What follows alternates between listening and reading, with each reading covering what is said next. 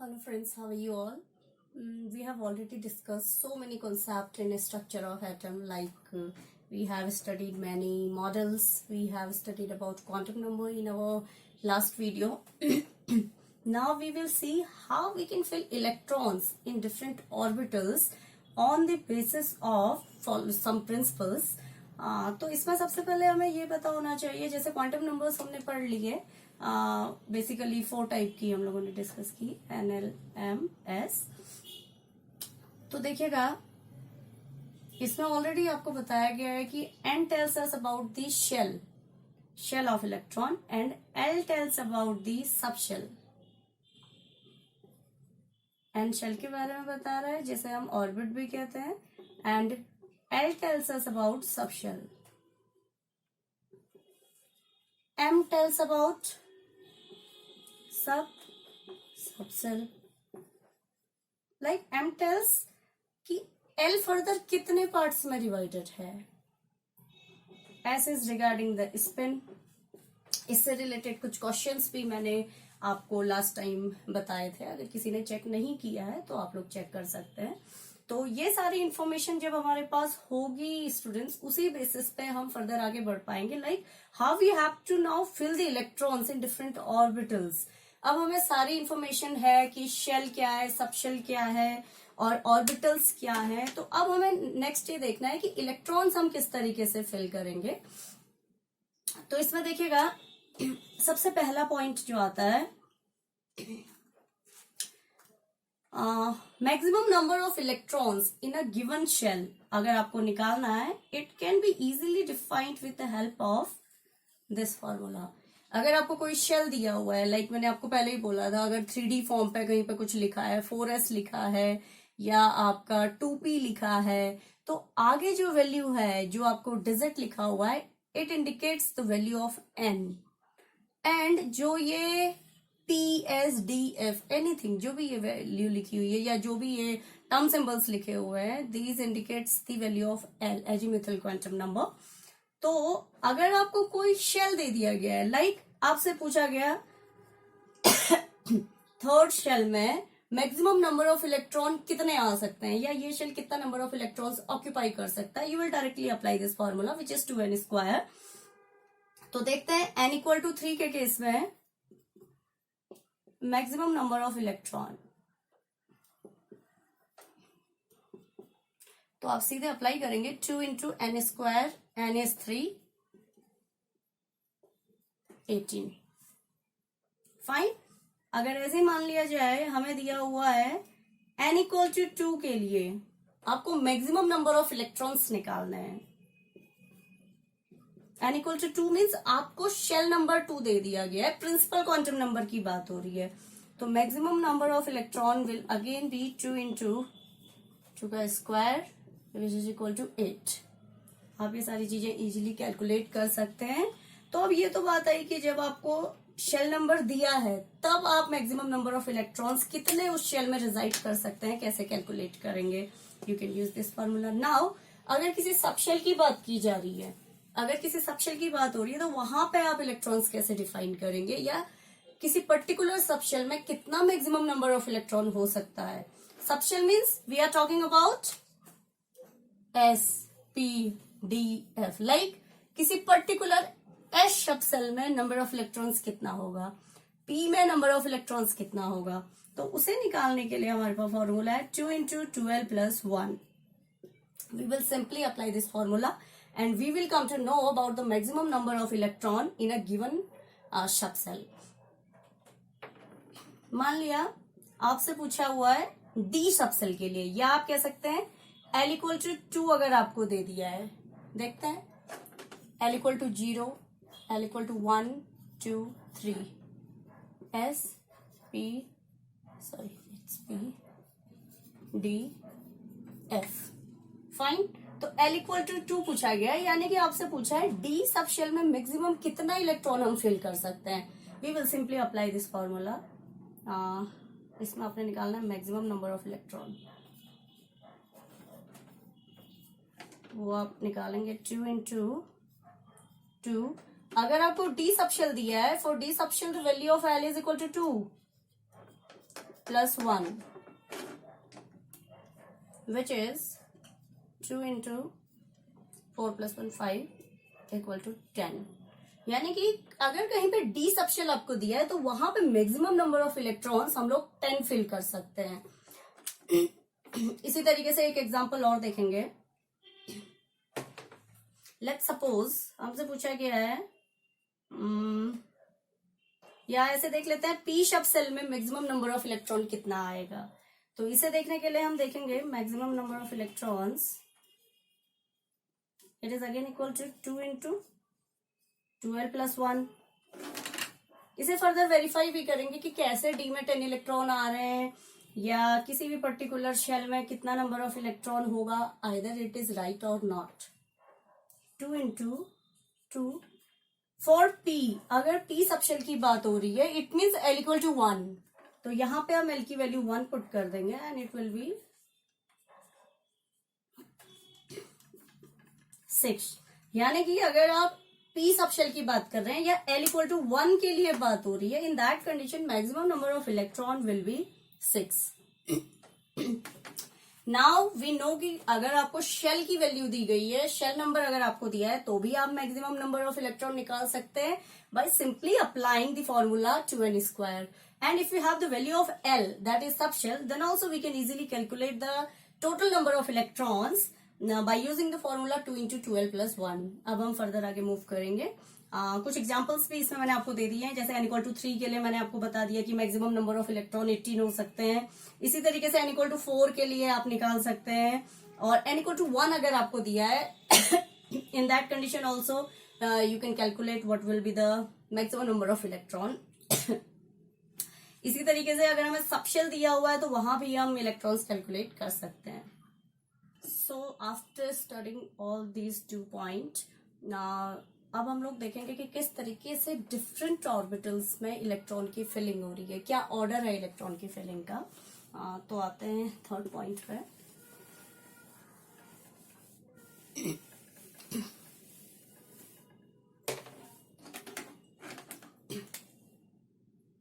यहाँ पे लिख ही देते 2n square फर्स्ट. ठीक है, देखिए इसके रिगार्डिंग किस तरीके से इलेक्ट्रॉन्स की फिलिंग हो रही है डिफरेंट ऑर्बिटल्स में. ऑर्बिटल्स मीन्स जैसे अभी तक हम बात कर रहे हैं, कहीं पे 1s बोल रहे हैं, कहीं पे 2p बोल रहे हैं, कहीं पे 3d बोल रहे हैं, 4s बोल रहे हैं. क्या है ये टर्म, ये सब तो आपको डिफाइन कर दिया है कि it indicates n, this value indicates l.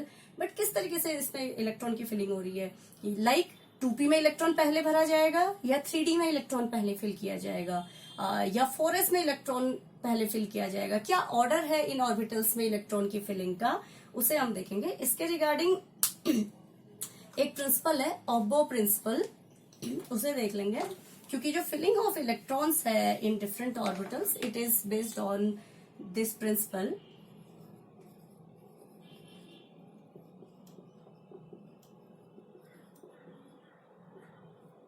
ये प्रिंसिपल क्या कहता है देखते हैं. According to this principle, the filling of electron in different orbitals is done on the basis of their increasing energy. Like जिस ऑर्बिटल की एनर्जी ज्यादा होगी उसमें इलेक्ट्रॉन की फिलिंग बाद में की जाएगी. इलेक्ट्रॉन की फिलिंग का ऑर्डर हमेशा ये होगा कि जिसका एनर्जी कम है उसमें इलेक्ट्रॉन पहले फिल किया जाएगा. आफ्टर दैट जिसमें आपका एनर्जी ज्यादा है जिस ऑर्बिटल की, उसमें इलेक्ट्रॉन की फिलिंग बाद में की जाएगी. तो यही आपका ऑब्बो प्रिंसिपल है. ऑब्बो, this BAU is pronunciated as BOW, bow, and it's a German term, basically used for combinations, building up. तो उसके रिगार्डिंग ये है. तो इसी रूल को यूज करके फर्दर ये डिसाइड होता है कि किस तरीके से ऑर्बिटल्स में इलेक्ट्रॉन की फिलिंग होनी है. ऑर्डर देख लेते हैं और फिर वेरीफाई करेंगे कि क्यों यही ऑर्डर फॉलो किया जाता है. Why the energy of 1s is less than energy of 2s. तो ये सारी चीजें देखेंगे. तो एनर्जी ऑर्डर देख लेते हैं.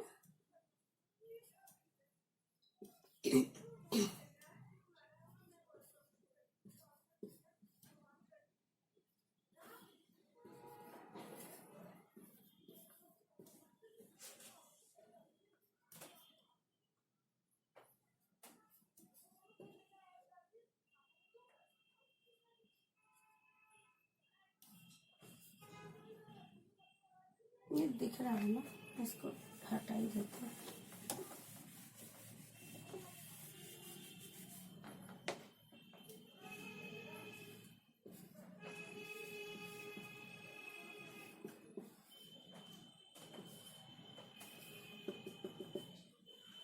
अब ये नहीं सोचना है कि ये क्या बनाया है, इसे एक्सप्लेन करते हैं। जो ऑब्बो प्रिंसिपल है उसके अकॉर्डिंग जो इंक्रीजिंग ऑर्डर ऑफ एनर्जी है डिफरेंट ऑर्बिटल्स का, it is like this.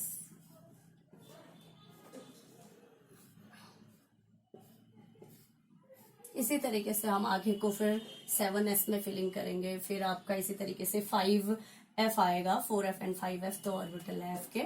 Then उसी तरीके से आपका 6d में फिलिंग होगी, फिर 7p फिल किया जाएगा। इस तरीके से आप आगे कर सकते हैं, ठीक है। देखिए ये जो सिंबल मैंने यहाँ पे इंसर्ट किया है, clearly indicates that the orbital की अगर हम बात करें, 2s ऑर्बिटल की एनर्जी 1s ऑर्बिटल से ज्यादा है। On the same way 2p की जो एनर्जी है वो 2s से ज्यादा है।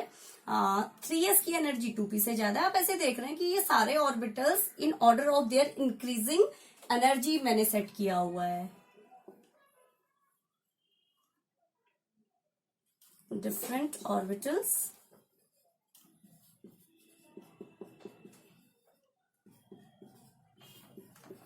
in order of their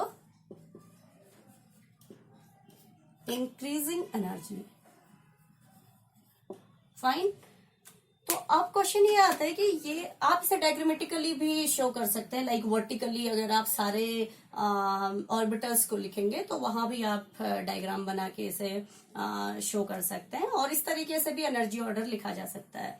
now the question arise कि क्यों कहा जा रहा है कि 1s की एनर्जी 2s से कम है, या क्यों 2p की एनर्जी 3s से कम है। और एक जनरल ट्रेंड देखें तो फिर भी शायद अगर थोड़ा बहुत भी अगर आप लोग समझ पा रहे हैं तो ये तो समझा जा सकता है 1s means the value of n is 1 and the value of l, यानी कि l s सब शेल को लेके, यानी कि l इक्वल टू 0 की बात हो रही है। ऑन द सेम वे यहाँ पे हम सेकेंड शेल की बात कर रहे हैं। तो मैंने ये भी बताया था जैसे जैसे n का नंबर बढ़ता रहता है एनर्जी भी बढ़ती रहेगी। न्यूक्लियस से डिस्टेंस तो बढ़ेगी ही बढ़ेगी। आप यहाँ 1 की बात करो, 2 की बात करो, या K11 की जो हमने बात की थी, आप देख रहे हो जैसे जैसे आपका न्यूक्लियस से डिस्टेंस बढ़ते जा रही है एनर्जी भी बढ़ती जाएगी। ये डिस्कशन लास्ट ये हुई है प्रीवियसली। तो देखते हैं, एक जो थोड़ा सा आपको डिफरेंस दिख सकता है वो यहाँ पे है, ये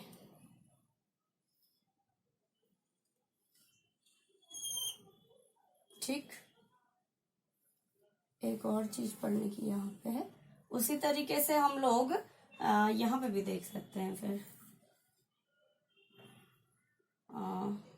5s को लेना पड़ेगा, 5s and 4d, then next is 4d and 5p। देखते हैं क्या कहना चाह रही हूं मैं। तो देखिए ये तो ऑब्बो के अकॉर्डिंग मैंने एनर्जी का जो ऑर्डर है वो लिख लिया।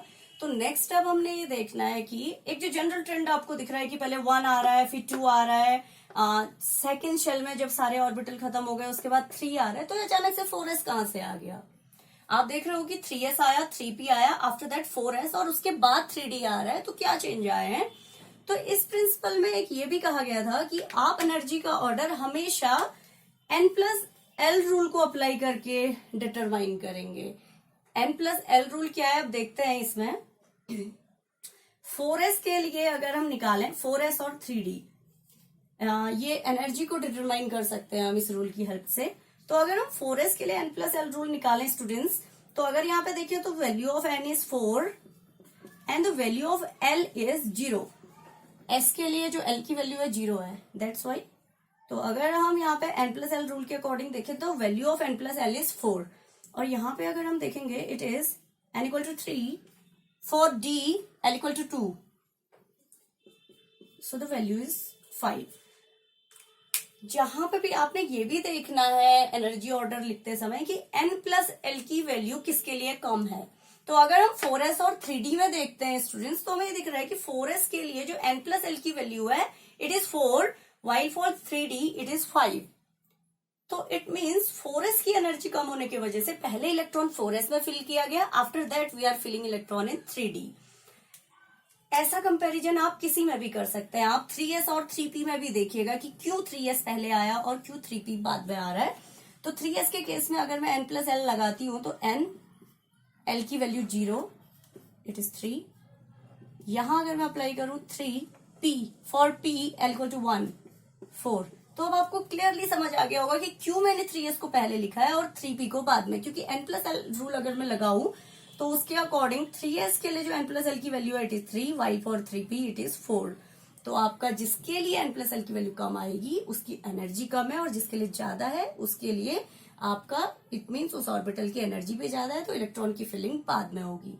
अब देखिए मैंने एक सर्कल यहाँ पर भी बनाया है, इसको भी मैंने मार्क किया हुआ है, इसे समझ लेते हैं।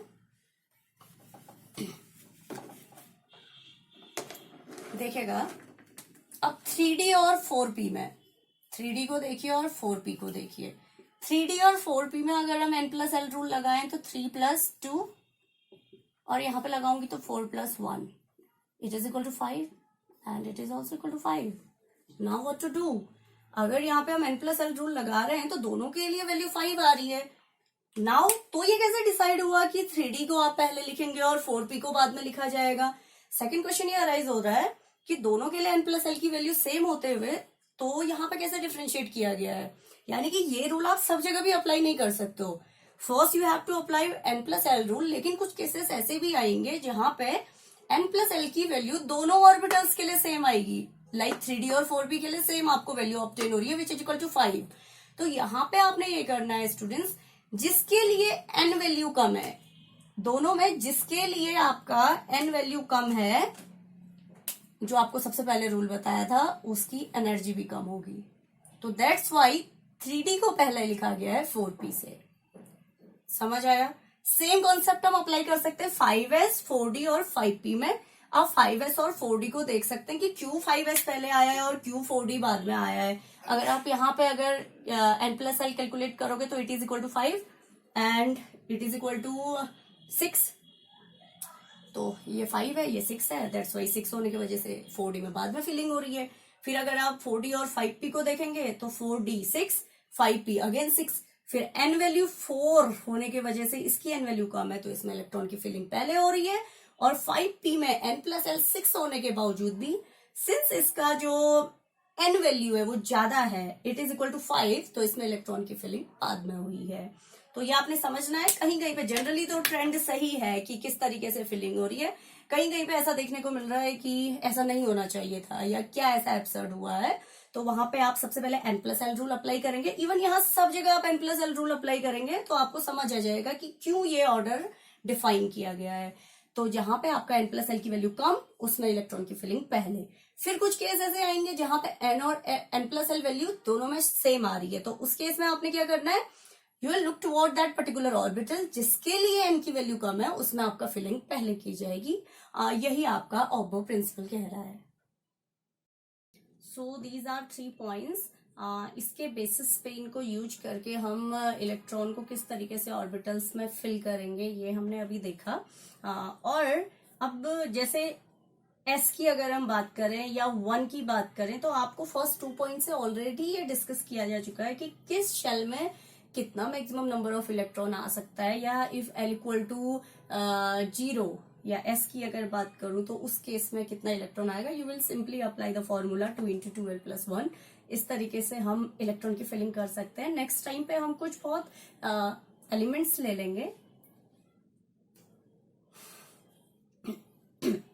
कुछ एलिमेंट्स ले लेंगे जिनमें हम इलेक्ट्रॉन फिल करके देखेंगे, कॉन्फ़िगरेशन बेसिकली उनका हम देखेंगे, तो उससे और क्लियर हो जाएगा कि किस तरीके से इलेक्ट्रॉन्स को फिल किया जा रहा है। And we will apply all these points जो हमने अभी डिस्कस किए, लाइक n इक्वल टू अगर कुछ गिवन है तो आप 2n² लगाएंगे, अगर l की वैल्यू गिवन है तो you will simply apply 2 × 2l + 1, और बाकी किस ऑर्डर में फिलिंग करनी है वो ये है। So that's all for today. I hope थोड़ा बहुत आप लोगों को समझ आया हो। थोड़ा हेल्थ इश्यूज चल रहे हैं मुझे, तबीयत ठीक नहीं है, इसलिए हो सकता है कि थोड़ा बहुत वॉइस का थोड़ा दिक्कत रहा हो, तो so please adjust and that's all for today. Thank you.